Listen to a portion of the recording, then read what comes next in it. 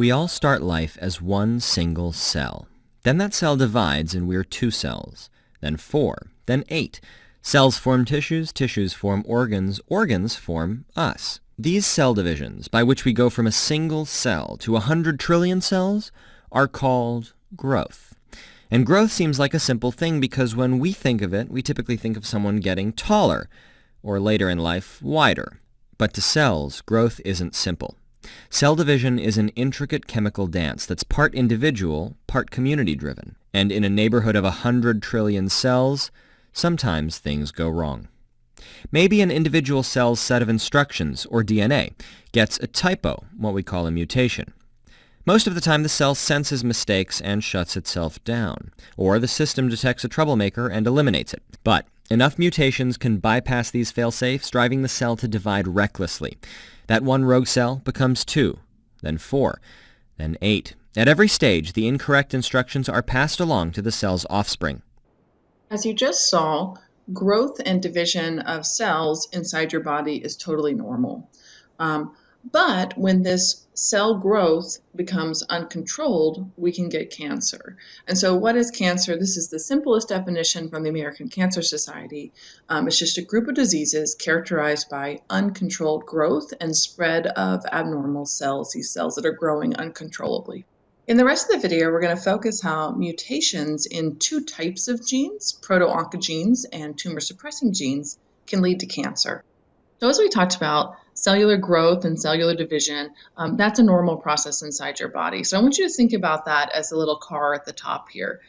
So as the car drives along, that's just a normal cell cycle. Cells are dividing and reproducing. That's the car driving along at a relatively regular pace.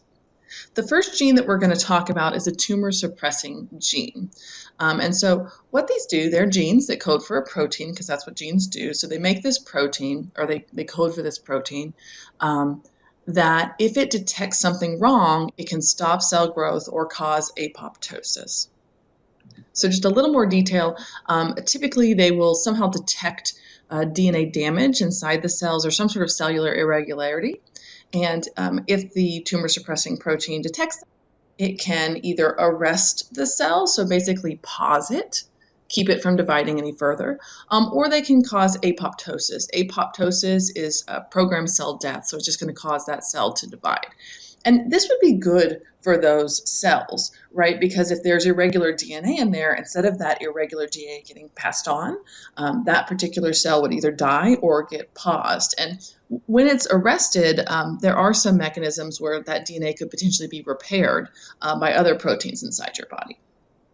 So in our diagram up here, the tumor-suppressing gene sort of acts as the brakes. So if this car is starting to drive along too fastly because of some mutation it's picked up, the tumor-suppressing protein may cause it to stop dividing, so cause it to be the brakes and stop that car from driving too fast.